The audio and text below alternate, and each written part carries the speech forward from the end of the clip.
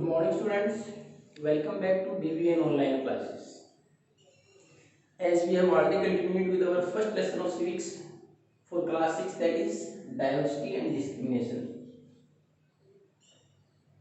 And there was a gap of 2 days. We don't have in our schedule for the classes of 6, 7, 8, Saturday and Sunday. But nobody raised any queries. अब तक किसी ने कोई भी question नहीं पूछा. It means इसका सीधा सा मतलब यू आर गेटिंग एवरीथिंग कि आपको सब कुछ जो बताया जा रहा है समझ में आ रहा है. अगर ऐसा है तो बहुत अच्छी बात, करें ऐसा. अभी हमारे लेसन को हम वापस कंटिन्यू करते हैं. We are going to continue with the topic that is diversity and discrimination. We have already observed what is the major reason of that diversity and discrimination. और ये डाइवर्सिटीज क्या थी, ये भी डिस्कस किया था. डिफरेंसेस कि हमारे यहाँ कुछ अंतर है समाज के अंदर, वो धर्म के नाम पर भी, जैसे रिलीजन, कास्ट, रीजन एटसेट्रा. उसमें कॉस्ट्यूम भी हो सकते हैं, उसके साथ हमारे जो कल्चर है उसमें डांस फॉर्म्स है, सारे आ सकते हैं. उसी प्रकार डिस्क्रिमिनेशन, इन अंतरों के अलावा हम किसी के साथ भेदभाव करें कि वो व्यक्ति इंफीरियर है, हो सकता है रीजन के अनुसार हमने ऐसा मान लिया कि वो रीजन इंफीरियर है. उसके बाद हमने इसका जो दो मुख्य रीजन पढ़े थे, उसमें क्या था, प्रेजुडिस और स्टीरियोटाइप. अभी भी हमने पढ़ा था प्रेजुडिस क्या था, टू जज someone negative who is not like us. किसी भी व्यक्ति को नेगेटिवली, नकारात्मक तरीके से जज करना जो कि हमारे जैसा नहीं है, हमारे रीजन संबंधित नहीं है, हमारी लैंग्वेज नहीं बोल पा रहा हो, तो उसको नेगेटिवली. मैंने इसका एग्जांपल, अगर हम बात करें रिलीजन की, कई बार हम किसी पार्टिकुलर रिलीजन को इंफीरियर समझते हैं. उस रिलीजन के लोग अच्छे नहीं होते क्योंकि हमने अपने रिलीजन को सुपीरियर माना है. उसी प्रकार भाषा की हम ये मानते हैं who is able to speak English is superior than others. तो we are judging other languages negatively. हम बाकी भाषाओं को नकारात्मक तरीके से जज कर रहे हैं. एवरी लैंग्वेज इज इंपॉर्टेंट, ये तो है नेगेटिवली किसी भी चीज को जज करना.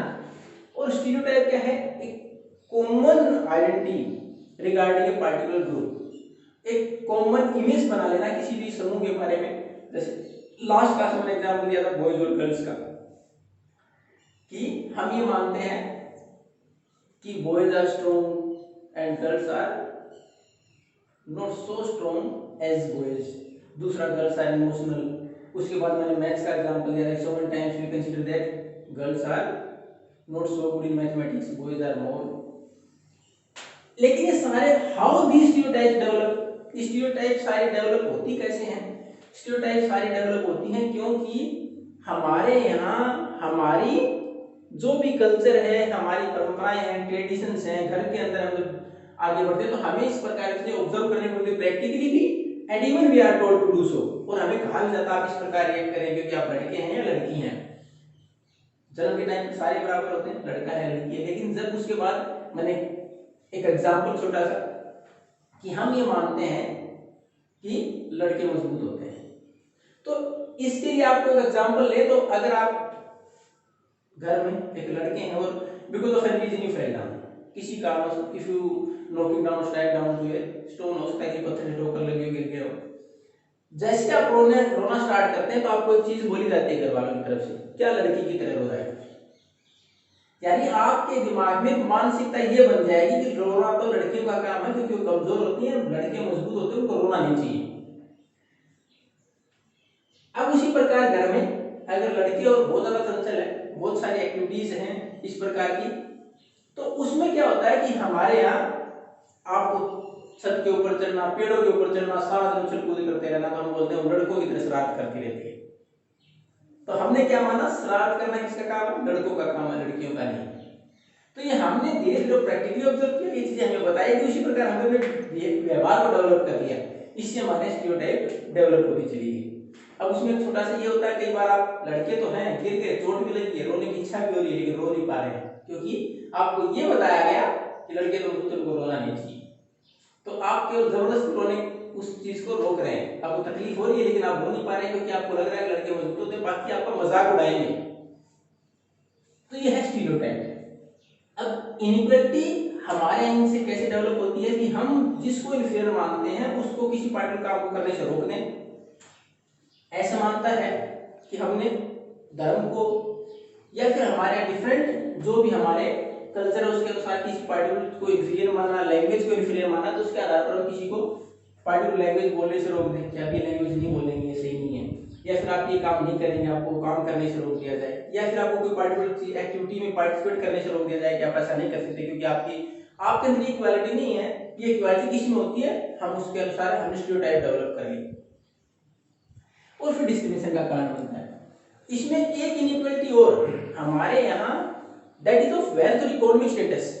हम इकोनॉमिक स्टेटस और वेल्थ, और वो कौन सी कि हमारे अमीर और गरीब। आप देखते हैं कि किसी भी पब्लिक प्लेस पर देख लें, किसी भी वर्किंग प्लेस पर देख लें, हॉस्पिटल्स या फिर किसी ऑफिस में चले जाएं, तो वहां जो poor section of the society या लोअर लेवल पर जो कर्मचारी काम करते हैं उनके साथ अच्छा व्यवहार नहीं होता, because they are poor, ill treated, उनके साथ फिर बुरा व्यवहार किया जाता है, वो भी हमारे डिस्क्रिमिनेशन है।